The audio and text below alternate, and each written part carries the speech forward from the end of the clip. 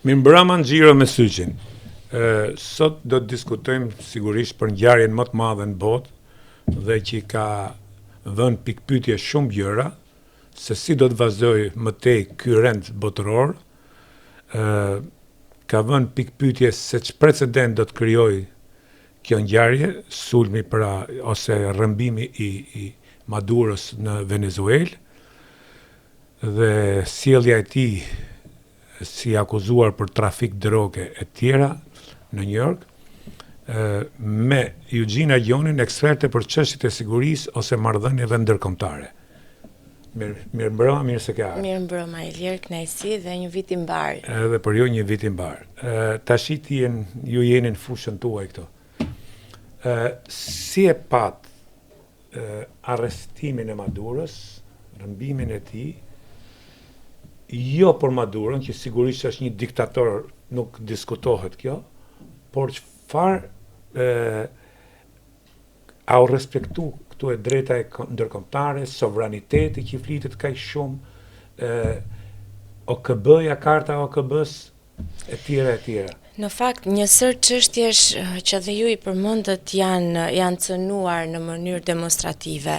Nëse do ta filloj me të drejtën ndërkombëtare, me ligjin ndërkombëtar, jo vetëm që nuk u respektua dhe u dhunua, por nuk u mor në konsiderat edhe le të themi procedura e brendshme legjislative që është në SBA, ajo e një le të themi një vot besimi apo një okay nga vet Kongresi Amerikan për ta bërë këtë veprim. Jeni ndjeni, Kongresi dje ka kërku impeachment dhe kanë votu 260 për impeachment e presidentit dhe 140 jo. Pikërisht, e madje kjo e bën pak më flagrante situatën. Patjetër të gjithë biem dakord që një diktator në çdo lloj forme që të rrëzohet është një e mirë për popullin i cili lirohet nga diktatura, represioni edhe çdo pengesë apo mungesë e lirisë së brendshme. Megjithatë, mund të themi që e drejta ndërkombëtare mori një goditje të madhe tashmë jo nga vende totalitare, por nga vendi më demokratik në botë, siç ishte SBA-ja.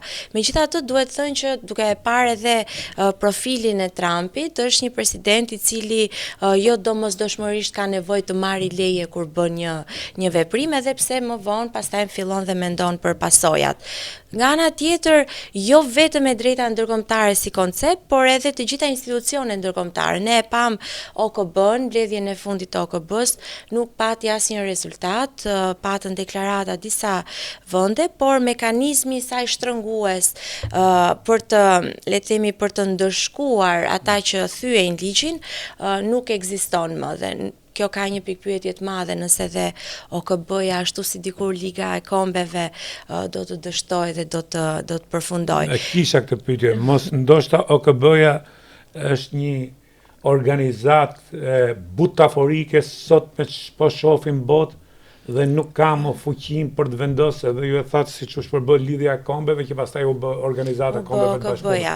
Në fakt është në një moment shumë kritik dhe jo vetëm me këtë që ndodhi me Trumpin, por edhe me çka ka ndodhur deri më tani si me Ukrainën apo edhe me Izraelin. Ne kemi parë që shumë organizata apo agjenci të OKB-s janë paralizuar dhe nuk kanë mundur të funksionojnë. Megjithatë, pyetja më e madhe këtu, kur vendosim në balancë sovranitetin apo lirit e një individit me sigurinë, patjetër prevalon siguria, do të thoja. Nëse kemi parasysh edhe atë piramidën e Maslow, njeriu, individi duhet fillimisht të ketë mundësinë të mbjetojë, të jetë i sigurt dhe pastaj të vetë aktualizohet. Në këtë kuptim edhe le të themi legjitimimi që Trumpi u përpoqti bënte ndërhyrjes apo rrëmbimit të Maduros ishte pikërisht ngritja e diskursit dhe e narrativës në një kërcënim të sigurisë kombëtare dhe jo vetëm me narkotrafikun, por edhe me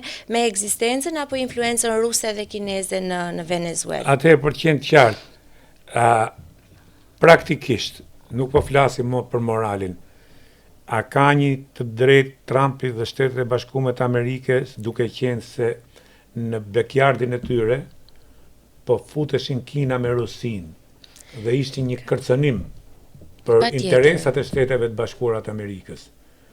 Pra, a kemi ardhur në një situatë ku po rivendosen pozicionet geopolitike dhe tashmë po ndërtohet një rend që forca ligji po ndjek forcën dhe jo forca ligjin.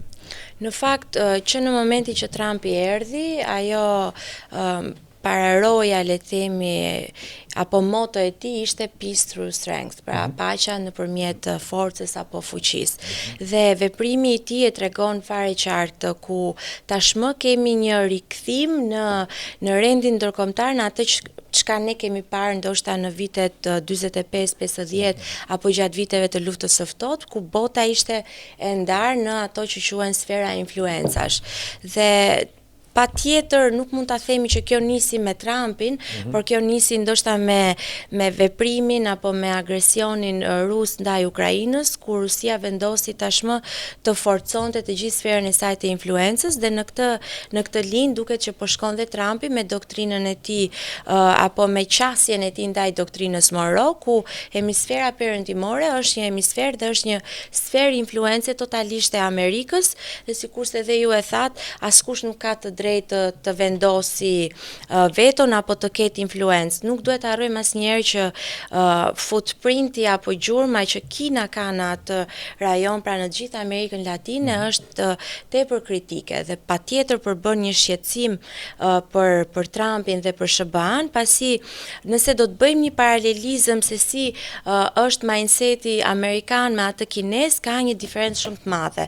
Për Amerikën e kemi parë gjithë të paktën 80 vitet e fundit, ka një rëndësi shumë të madhe vlera demokratike, liritë e individit, dhe në momentin kur Amerika vendos të ndërhyjë në një shtet, përpiqet të transportojë të gjitha vlerat e saj, ndërkohë që Kina nuk i intereson kjo pjesë, por vjen me loanset e veta, pra me ato huat e mëdha që i ofron këtyre vendeve për turim më këmbur, nuk i intereson fare, le të themi, transportimi i vlerave, qofshin këto liritë themelore apo çfarë do lloj. Në këtë sens Trumpi duket sikur e ka kuptuar dhe ai nuk po shqetësohet më që të transportojë demokracinë, por do që të ndërhyjë në këtë hemisferën perëndimore, duke larguar patjetër jo vetëm Kinën, por edhe Rusinë, dhe e pam fare mirë edhe qasjen e tij ndaj Venezuelës. Pra ai nuk është i shqetësuar që të bëjë një invazion në Venezuelë, të bëjë një ndërhyrje dhe pushtim për të transportuar vlerat, po ai thotë ne kemi të drejtën tonë për të pastruar patjetër backyardin, për të hequr të gjitha influencat e këqija apo armiqtë e Amerikës, por nga ana tjetër kemi dhe një të drejtë legjitime në marrjen e naftës, që është edhe, le të themi, çështja kryesore. Pra për të qenë qartë për dëgjuesit, bota sot, siç thatë ju, nga viti 45 bosta deri në ramin e regjimeve komuniste, bota perëndimore ecin mbi vlerat e zhvillimit të demokracive, të drejtave të njerëzit dhe të një rendi ndërkombëtar me rregulla, me ligje dhe sovraniteti i vendeve. Dhe pati atë zhvillim ekonomik, në anën tjetër ishte kampi lindor. Tani mund të themi që sot këto vlera kanë rënë, dhe kur thoni ju hemisferën perëndimore, a mund të themi që Europa sot nuk është më në një partnership me Shtetet e Bashkuara të Amerikës. Jo vetëm që nuk është më. Dhe tjetra është, apo krijohen dile, marrëveshje të reja që Kina, duke pas parasysh deklaratën e presidentit kinez që do të marrim Tajvanin këtë vit, në anën tjetër, a krijohet një precedent i rrezikshëm që tash kush do ka drejt një i fortë shkoj për shembull Putinit marrë Zelenski nesër. Ai presidenti i Kinës hyn në Tajvan. Dhe a ka të drejtë më morale Shtetet e Bashkuara të Amerikës, që kanë qenë modeli i ndërtimit demokracive në botë, a ka të drejtë më të kërkojë llogari dhe Kombet e Bashkuara, a kanë drejtë më një qendrim tjetër sot? Mendoj që ajo periudha që ne po jetojmë tashmë, epoka ku jemi, morali apo etika e ligjit kanë marrë fund dhe nuk janë më një faktor në arenën ndërkombëtare. E shikoj Bashkimin Evropian tepër të dobët dhe e shikoj si një aktor i cili nuk ka më asnjë lloj fuqie për të influencuar apo për të ndryshuar ndoshta kursin e veprimeve të SBA-ve. Duket qartë që ajo që Trumpi ka ndërmarrë tashmë duket sikur në terma shumë të thjesht jemi në ligjin e xhunglës, ku më i forti jo vetëm vendos rregullat e lojës, por vendos të marrë diçka dhe e merr pa respektuar asnjë lloj ligji. E njëjta gjë vlen si për Bashkimin Evropian, por edhe për OKB-n, kur themi që janë të pa afta në këto momente për të patur një reagim, pasi e pam për shembull që liderët e Bashkimit Evropian as nuk patën deklarata të cilat e dënonin apo mbanin një qëndrim negativ ndaj Trumpit, dhe kjo për një mije arsye të vasalitetit, të ndërvarësisë, pasi mund të themi që edhe Europa është deri diku një tokë e cila okupohet nga SBA-t në sensin që i gjithë drejtimi politikës së saj vendoset nga Shtetet Bashkuara të Amerikës. Nga ana tjetër, patjetër që është e drejtë ajo që vendos një precedent të rrezikshëm. Dhe jo vetëm në rrëmbimin e Zelenskit, por vendos një precedent rrezikshëm edhe për këtu kenem Serbia, e pam se si Vučić direkt ka rënë rezoluta 1244. Pikërisht, dhe ai përpiqet gjithmonë që të gjejë hapësira ligjore për të legjitimuar veprimet e tij, dhe patjetër që ky është një precedent nga i cili Vučić mund të kapet për të riskuar, le të themi, sovranitetin e Kosovës. Patjetër dhe Tajvani po ashtu nga ana e Kinës, megjithatë e shikoj në afatgjat që kjo ndarja në sferat e influencës do t'i përcaktoj mirë aktorët, ku nëse kemi frikën tonë për shembull me Serbinë, duket që jo domosdoshmërisht marrëdhëniet e Vučićit me Putin janë shumë të mira në këto momente, duke parë edhe her pas here lojën që Vučić bën me Bashkimin Evropian. Megjithatë, jemi në momentin ku morali, etika, ligji nuk janë më decizive, dhe ku forca, ashtu sikurse ishte ndaluar nga 45-a e këtej marrja me forcë e territoreve, me dhunë dhe me luftë, nuk lejohej më, tashmë është bërë një realitet. Është bërë realitet me Ukrainën, me Gazën. Ka ndodhur marrje territoreve edhe më përpara. Rusia dhe po kjo pretendimi se duke rrëzuar regjimet diktatoriale ose autoritariste, ose që janë kundër interesave të Shteteve të Bashkuara të Amerikës. A mendon se ka pasur sukses kur kemi parasysh luftën në Vietnam, në Irak, në Afganistan? Të gjitha këto janë dështime. Janë dështime. Në fund, këto vende i ke lënë në një gjendje dhe më të keqe, në një kaos total, në Siri. Atëherë, kush është goll këtu? As nuk e përfitu ekonomikisht në këto vende. Pikërisht, ka një model, ka një vetëm harxime dhe vrasje të fellow Americans. Po, ka një model të cilën Amerika ka treguar që ka dështuar, dhe këtë e kemi parë sikurse dhe ju i listuat, Afganistani, Iraku deri diku, por nuk do të thoja dështim total. Megjithatë, në momentin kur Amerika vendos patjetër unilateralisht të bëjë një invazion në një shtet, gjithmonë invazioni apo pushtimi shkon me sukses, por në momentin kur transferimi i pushtetit apo kur transportimi i këtyre vlerave duhet të ndodh, aty është edhe dështimi më i madh i ndërhyrjes së saj. Afganistani ishte rasti më flagrant, se si tërheqja aq e dështuar e Amerikës solli atë pasojë dhe rikthim edhe më agresiv të talibanëve. Mendoj që dhe u bë deal me talibanët, cilë këto i përzuan nga pushteti. Pikërisht.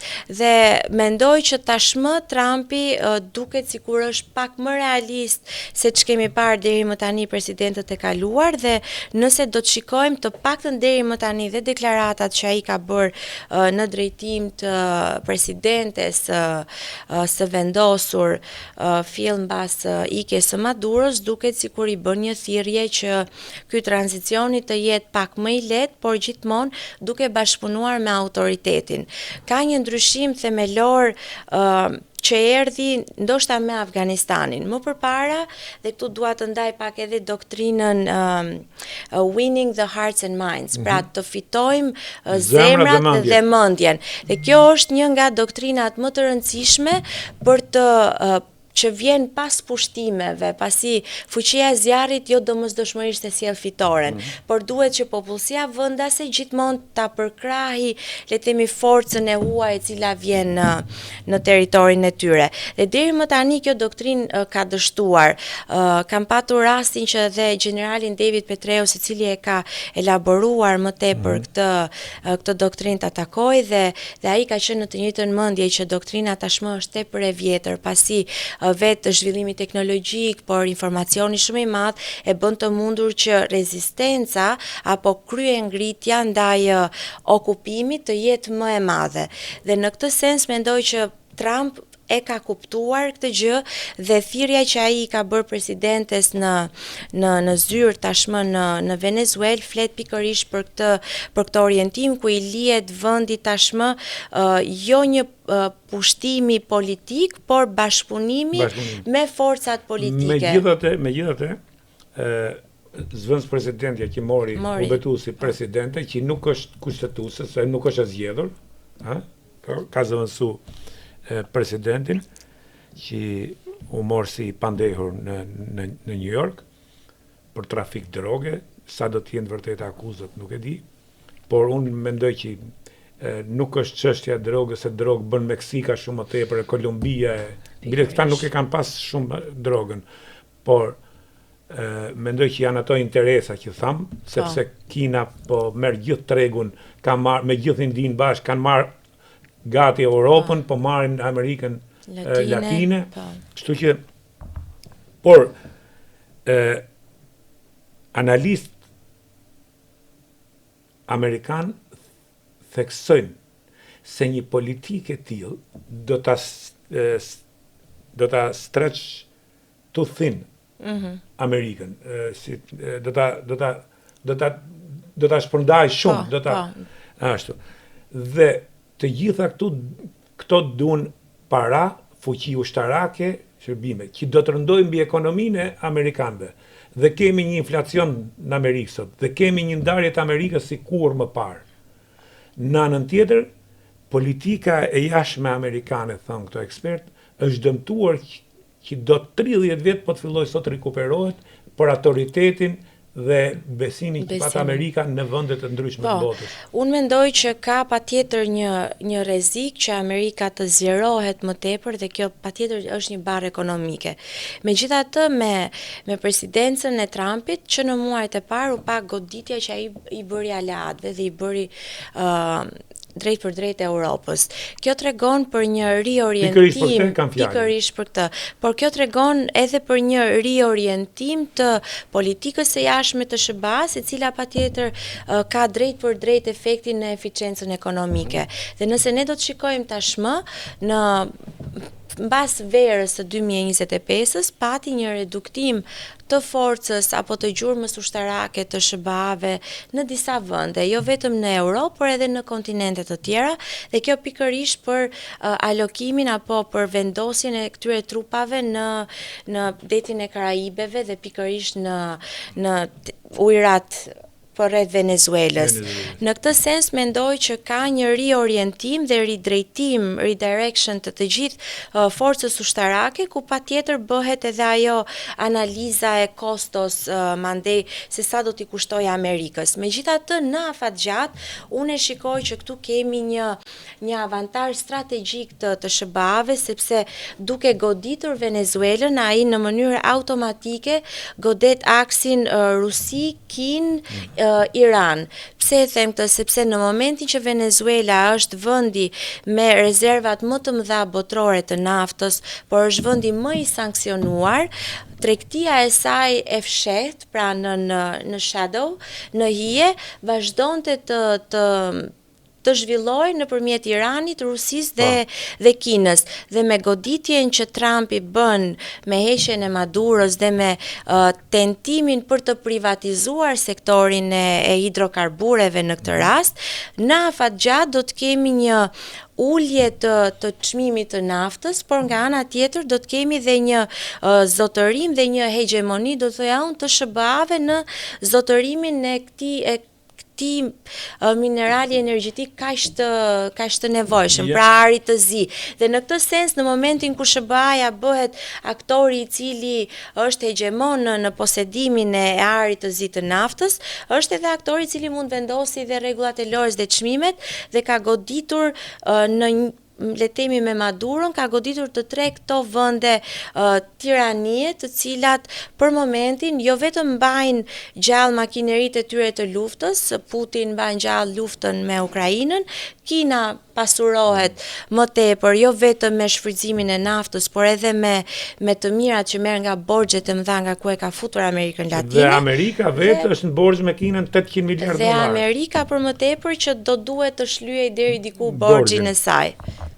Kështu që mendoj që aq sa përbën një barë ekonomike, e shikoj edhe si një mundësi e Amerikës për të superuar, le të themi, këtë deficit që ka tashmë ndaj vendit të tij, por edhe ndaj vendeve të huaja, borxhet e saj, dhe nga ana tjetër të uli edhe influencën e Iranit, Kinës dhe Rusisë në këtë drejtim. Shumë analizi dëgjoja mbrëm në emisionet e darkës dhe gjatë ditës që justifikonin shkeljen e të drejtës ndërkombëtare në rastin e rrëmbimit të Maduros, që ne shqiptarët nuk duhet flasim se e njëjta gjë ka ndodhur në Kosovë kur Shtetet e Bashkuara bombarduan Beogradin, deri Beogradin për të liruar Kosovën. Unë mendoj që nuk është e njëjta, sepse e para njëherë ai kërkoi leje nga Kongresi. E dyta bëi fjalë për shkelje drejtave, jo për shkelje, por për spastrim etnik. Pikërisht. Të një kombi tjetër, të një nacionaliteti tjetër. Dhe pra nuk është e njëjta situatë, ishte shpërbërja e Jugosllavisë, dhe kur thonë që rrëmbimi i këtij Maduros? Jo, në 90-ën rrëmbimi Noriegës nuk është e njëjta situatë, ja. Sepse atëherë po shpërbëhej kampi komunist, ishin vlerat e ndërtimit demokracive, etj. Pra nuk kemi të njëjtën situatë, se janë kontekste komplet tjera dhe në interesat të tjera gjeopolitike.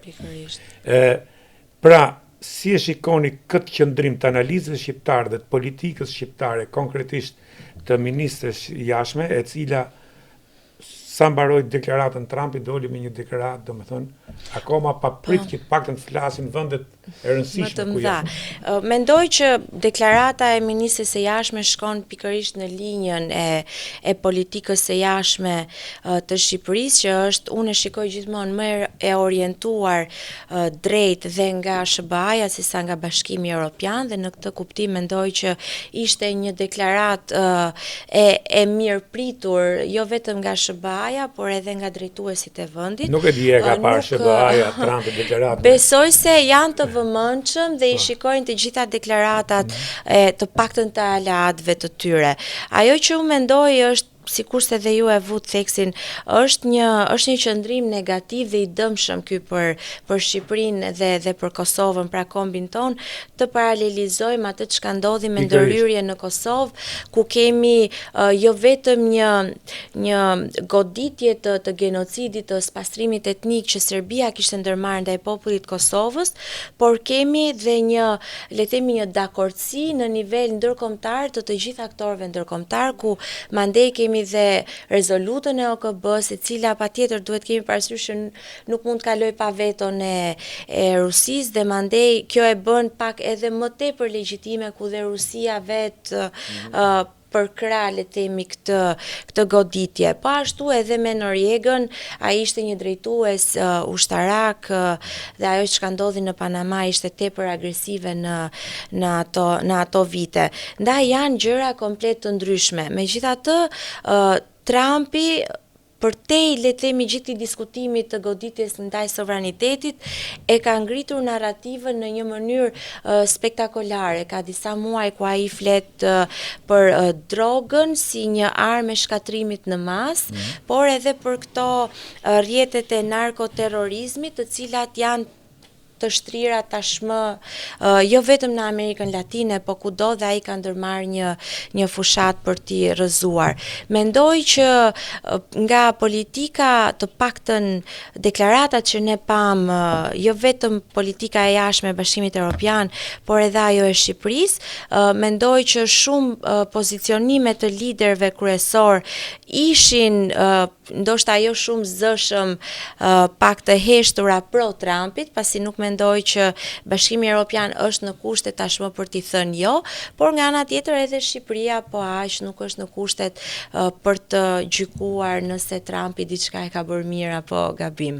Shqipëria s'ka qenë kur në kushtet për të gjyku, sepse historia jonë politike është histori lakeizmi, dhe padyshim që ne jemi partnerët Shteteve Bashkuara të Amerikës dhe duhet i jemi të tillë deri në fund, sepse janë Shtetet e Bashkuara të Amerikës që na kanë dhënë pavarësinë, kanë mbrojtë shtetin shqiptar kur po shpërbëhet me Wilson dhe na dhanë dhe pavarësinë e Kosovës. Kështu që kjo nuk ka diskutim dhe jemi me fat që në këto momente jemi aleat dhe si rajon jemi në interesin e Shteteve të Bashkuara të Amerikës. Por problemi është që kur ka vend për të analizuar dhe mos qenë kaq zellshëm, kur fakti qohen 260 kongresmen, a e duan ato Amerikën, a e duan ato senatorë që janë Amerikën, a e duan ato kritikë që janë Amerikën, pra sepse duke leju këtë, është ajo që tha, mund të krijohet një precedent. Dhe unë mendoj që sot bota po ndryshon gjithë hartën gjeopolitike të interesave dhe larg qoftë një tërheqje e Shteteve të Bashkuara të Amerikës dhe NATO nga Ballkani, se ka ndodhur. Po. Ne dim shumë mirë, në 45-ën u tërhoqën mbasi u bë marrëveshja në Tiranë, u tërhoqën anglezët, se ishin anglezët zbarkuan Bregdetin tonë. U tërhoqën dhe ne vuajtëm komunizmin 45 vjet dhe nuk foli njëri për komunizmin shqiptar, se si bëj kujt vonë për popullin shqiptar. Mjaftoi që interesat aty nuk preke. Amerika shpëtoi miliarda dollar duke heq bazat në Bari, Italisë, kur largum nga traktati i Varshavës. Pra, them duhet jemi më larg pamës, ashtu siç dhe vetë amerikanët, kongresmen, senatorë, analistë, politikan, politolog, ngrenë shqetësim. Është një shqetësim sepse po ndan Amerikën në dy pjesë. Amerika ka qenë asnjëherë divided dhe asnjëherë nuk ka qenë në rrezik demokracia, mund të them, siç është tash. Tani duhet thënë, nëse edhe ju e ndiqni shumë nga afër dhe politikën e brendshme, me Trumpin kemi një centralizim të gjitha pushteteve, duket që ai është ligjvënësi, ekzekutivi.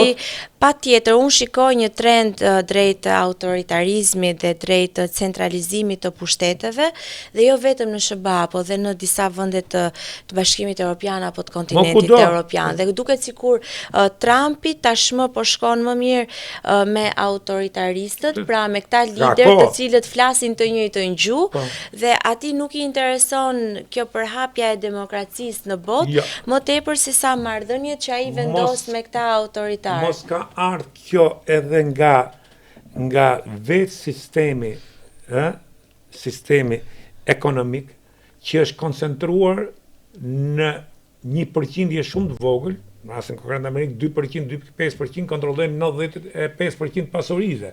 Pra, a imponon kjo një lloj, a është ky një lloj centralizimi oligarkik dhe një lloj mënyre se si pastaj bëhet autoritar për të kontrolluar pasuritë e veta? Patjetër, pra, a ka dështuar kapitalizmi klasik me një humanitet brenda që u ndërtu mbi bazën e humanitetit për të shpërndar jo si komunizmi, por sepse ishte ky sistem kapitalist që krijoi gjithë këto mrekullina dhe gjithë këtë mirëqenie ekonomike. Faktikisht sot ka rastin vendet perëndimore dhe në Amerikë, nuk është në një kohë që po e mbyll, në një kohë që gjithë projekcionet ishin që me zhvillimin e shkencës, teknologjit, jeta e njeriu do të bëhet më e lehtë. Është bërë më e rëndë. Në Amerikë njerëzit punojnë nga 60-70 orë në javë. Qartë, në fakt ka një dallim shumë të madh mes kapitalizmit, të paktën të këtyre 80 viteve me atë çka po ndodh tani.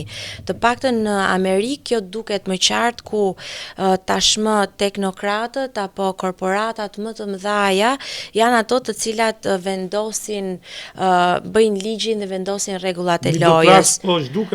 Pikërisht, ky është një rrezik që mund t'i vi shumë shpejt Europës, por edhe vendeve edhe vendeve të Ballkanit perëndimor. Unë shikoj që tashmë në Amerikë me centralizimin e pushteteve që ka bërë me ardhjen e Trumpit, ku legislativi, ekzekutivi, por edhe pushteti gjyqësor janë goditur, ku nëse je kundër Trumpit nuk ke më vend në administratë dhe në qeverisje, duket që ka sjell efektet e saj edhe në goditjen për shembull që edhe Bashkimi Evropian mori, ku kemi 5 zyrtar të lartë të BE-s, të cilët u shpallën non grata për shembull nga Amerika, pikërisht për faktin se ligji që ata kishin vendosur për drejtuar le të themi rregullimit të platformave elektronike online, pra të media sociale, por edhe të platformave mediatike, shkonte pikërisht dhe godiste këto korporata të mëdhaja të rrjeteve elektronike në Amerikë dhe për të ruajtur le të themi të ardhurat që vjen nga ky sektor, Trump dhe administrata e tij godasin pikërisht këta ligjvënës. Dhe është një model i cili është bërë edhe brenda në Amerikë, ku janë goditur jo vetëm ligjvënës amerikan, por edhe zyrtar të lartë të pushtetit gjyqësor për shembull, ku nëse marrin një vendim gjyqësor i cili nuk i shkon për shtat, kur ndron qeveria, ndron gjithë administrata. Ndrohen ministra, ndrohen drejtorë, administrata dhe State Departmenti ka pas një ligj që duhet të kesh një eksperiencë për të bërë ambasador, duhet të kesh një kohë, duhet të kesh një stazh tash i ka hedh gjithë, ka marrë ambasador që nuk kanë asnjë lloj eksperiencë në politikën e jashtme. Ka marrë jo vetëm ambasador pa eksperiencë, po ka marrë familjar, ka marrë miq të tij dhe duket pak sikur është ballkanizuar edhe SBA-ja në këtë sens, sepse i ngjan pak edhe Shqipërisë dhe Ballkanit, vendosin miqt, familjarët, krushin, jo që nuk ka qenë në kulturën dhe politikën amerikane. Nuk ka qenë dhe në fakt është tepër kritike se ku po shkon shoqëria dhe ajo ëndra amerikane që të gjithë ne e kemi parë. Kjo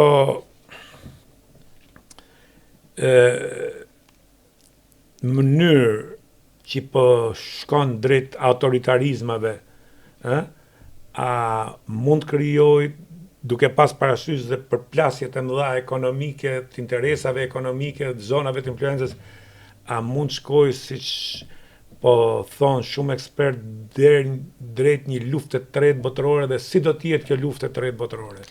Unë shikoj një tendencë për një luftë ekonomike dhe do të thoja që ndarja e sferave të influencës në fakt është një moment i cili mund të sjellë stabilitet politik në le të themi në afat shkurtër. Megjithatë, ajo që shikohet më kritike është një luftë ekonomike dhe është lufta për posedimin e mineraleve të rralla. Dhe duket qartë që dhe Trumpi ka nisur këtë gjuetinë e mineraleve të rralla. Nuk ka vetëm naftën, ka dhe arin.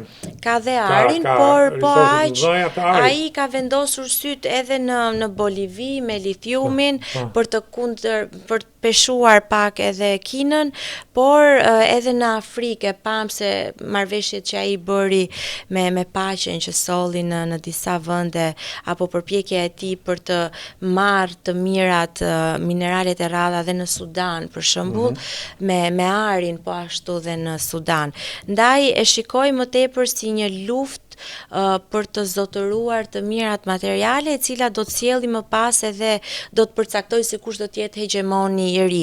Duket qartë që ka një tendencë ku Kina prevalon në këto momente, pasi deri më tani SBA-ja ka qenë e orientuar drejt vlerave, drejt demokracisë, por me Trumpin duket qartë që riorientimi që ai po i bën është pikërisht orientimi i SBA-ve për të shkuar dhe për të vënë në zotërim të gjitha këto të mira materiale në Afrikë, në Azi, po ashtu e shohim edhe marrëdhënie dypashe që ai ka për shembull me vendet e Egjirit apo Lindja e Mesme ku Arabia Saudite apo vende të tjera, Emiratet e Bashkuara janë tepër të lakmuara nga ana e tij dhe marrëveshjet bilaterale janë ato të cilat kanë më tepër rëndësi. Ndaj kur thash më parë që goditja në Venezuelë është në fakt një goditje Iranit, Rusisë dhe Kinës, pikërisht sepse e shikoj që në afatgjat Trumpi do të ketë një avantazh strategjik sepse ka goditur pikërisht vendet kyçe të BRICS-it, pra të asaj organizatës që më tepër e shikoj një organizatë ekonomike për të baraspeshuar dollarin, tregu nuk do të, po tregu do ta bëjmë me lekun e tyre. Me lekun e tyre ku do ta zhvlerësonin totalisht dollarin. Faktikisht është zhvlerësuar dollari. Patjetër, i ka dhënë efektet e saj, por me këtë goditje mendoj që në afatgjat do të jetë një avantazh për Amerikën kur do të rikthehet edhe një herë si një hegemon të paktën ekonomik përposa atij ushtarakut. Kush kun vlerat demokratike dhe ato çka predikohet do sovraniteti kujtjon kushkun dhe ka një gjë, si ka mundësi që gjithë këto shtetet pasur, përmendet Sudani ka pasuri arit pafund. Dhe këtu nuk është faj i vlerave demokratike, po si kjo botë vuajnë për bukë në gojës, vende që kanë resurse, ari, nafte, siç është Venezuela, domethënë që duhet jetojnë dhe duhet ushqejnë dhe tjerët me pasuritë që kanë. Pra, hegemonizmi mos rrezikon sovranitetin dhe sovraniteti mos ndoshta i jep dorë një mendësie që është kriju sot botë që në politik nuk vihet për të dhënë, po vihet për të marrë, se fakti që Maduro kishte $50 milion dhe ju hap këto deklarumet që thanë që marri 50 milion e të hikin Turqi, kujtun. Edhe kjo ku është morali, nëse ti hap rrugën për t'ik Turqi, kur ai ka kry këto krime, mos kemi të bëjmë me një immoralitet këtu ku i forti vendos. Patjetër, por jo morali, se kjo fjalë morale është shumë ashtu, po e drejta. Tashmë e drejta është shkelur në të gjitha aspektet dhe nuk flitet më për të drejtën apo për respektimin e ligjit. Ajo që ndodh me vende të cilat kanë resurse dhe pasuri nëntoksore është tepër e trisht, duhet thënë, jo vetëm me Sudanin, Venezuelën, po me shumë vende. Kemi vende të cilat kanë pasuri natyrore që nëse do të shfrytëzoheshin dhe do të nxjerrshin kundrejt të gjitha rregullave dhe ndërtimit të strukturave shtetërore do të funksiononin, atëherë popullsia nuk do të ishte në varfëri ekstreme. Flitet të paktën nga të dhënat që Venezuela 85% ndoshta më shumë e popullsisë është e varfër, ku 53 është në severe poverty, pra është në varfëri ekstreme. Dhe flitet që ka lullzuar dhe ka patur dhe një pasuri ndoshta dhe më shumë se Polonia sot. Kjo është goditur jo vetëm nga cënimi i sovranitetit që ne po flasim tashmë, por goditja më e madhe që mund t'i bëhet sovranitetit apo lirive e drejtave të njeriut vjen nga brenda, vjen nga pushteti. Dhe nëse do të shikojmë se si ishte ndërtuar rjeti i shfrytëzimit të pasurive në Venezuelë, ishte pikërisht një rjet ku kartelet apo ku ushtria së bashku me të gjithë të rjetin e narkotikëve apo e karteleve të drogës ishin ato të cilët e drejtonin vendin, ku tashmë e gjithë politika ishte në funksion të tyre dhe jo vetëm duke sepse mendohet që narkoshteti është ai shteti ku rritet droga, ku shitet droga, por nuk ndodh kështu, është shteti ku lehtësohet tregtia apo shkëmbimi dhe rrugët e kalimit të trafikimit. Prandaj dhe Venezuela ka patur këto vështirësi dhe është një vend i varfër sepse lehtësimi që bëhej nga kupola shtetërore dhe nga drejtuesit e shtetit ishte i tillë që të mirat materiale shpërndaheshin vetëm tek drejtuesi dhe nuk kishte akses te oligarkia, krimit edhe politikës. Gjë që sot e kemi të përhapur shumë vende. E kemi të përhapur dhe frika më e madhe për pos asaj çka sjell rrëmbimi i Maduros në aspekte gjeopolitike ka të bëjë edhe me valën që do të sjellë në politikën e brendshme të shumë vendeve, të cilët përfliten për këtë trafikimin apo për narkoshtete të ndryshme që janë në shumë vende të botës. Pyetja e fundit. Si e shikon Kosovën dhe Shqipërinë dhe gjithë hapësirën shqiptare në këtë situatë? Unë shikoj... Çfarë do t'i rekomandoni ju politikës shqiptare? E para, unë do të thoja që ajo që ne pa me Venezuelën në një pamje të parë do duket sikur po shikoje një film apo një sezon të ri të Narkos, se si i gjithë ky rjeti i narkoshtetit goditet në mënyrë aq hollywoodiane dhe demonstrative dhe frika spektakolar. Operacioni ishte spektakolar, të ngjante sikur po shikoje pikërisht një sezon në Netflix. Por vala që mund të pasoj nga kjo, ngrej pikpyetje të mëdha nëse kjo valë do të preki Shqipërinë apo do të preki vende të Ballkanit Perëndimor, pasi nuk është vetëm Shqipëria ajo që përflitet për trafikimin e narkotikëve apo për lehtësimin e rrugëve. Nuk besoj që Shqipëria është në atë shkallë, sepse nuk ka as fuqi, nuk ka as... Pikërisht dhe nuk besoj që politika është e lidhur me trafiqin deri në shkallë. Dhe madje ajo që dhe e dyta nuk mund ndodhi rasti Maduro se shumë thonë doli opozita që tha do vit marrin Ramën.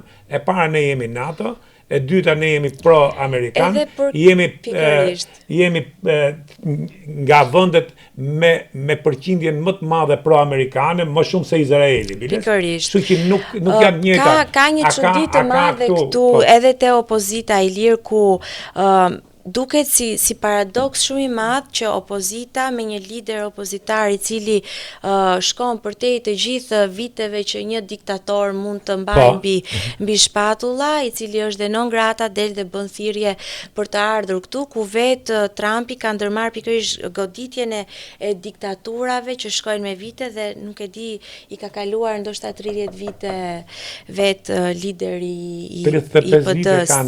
Që është një paradoks shumë i madh, mund të themi. Megjithatë për Kosovën apo për Shqipërinë mendoj që jemi larg, por ajo që është më tepër shqetësuese për Kosovën tashmë është pikërisht një zgjim i saj për të rivendosur edhe një herë dialogun strategjik me SBA-n, të cilën e ka humbur, pasi pam edhe një mesazh shumë pozitiv, do të thoja unë, nga ana e SBA-ve, ku Kushner u tërhoq nga plani i biznesit të tij në Beograd dhe është një sinjal pozitiv tashmë për Kosovën, e cila duhet, unë e them gjithmonë, të nisi dhe të futet pak në mindsetin e Trumpit dhe të shikoj se si mund të shfrytëzoj ato mineralet e rralla që Kosova ka. Kosova në mars që ka zgjedhjen e presidentit, nuk duhet ta fusin në këtë situata vendin në një krizë tjetër. Uroj jo, dhe mendoj që me zgjedhjen apo me rizgjedhjen e Kurtit, mendoj që edhe gjasat janë ka një trend më pozitiv, që edhe Osmani do të rizgjidhet si presidente për një... 64 vota, ka vetëm 50+1. Uroj që të mos kemi një destabilitet të dytë në Kosovë. Sidomos këtë situata. Pikërisht. Shumë faleminderit. Faleminderit, kënaqësi, faleminderit.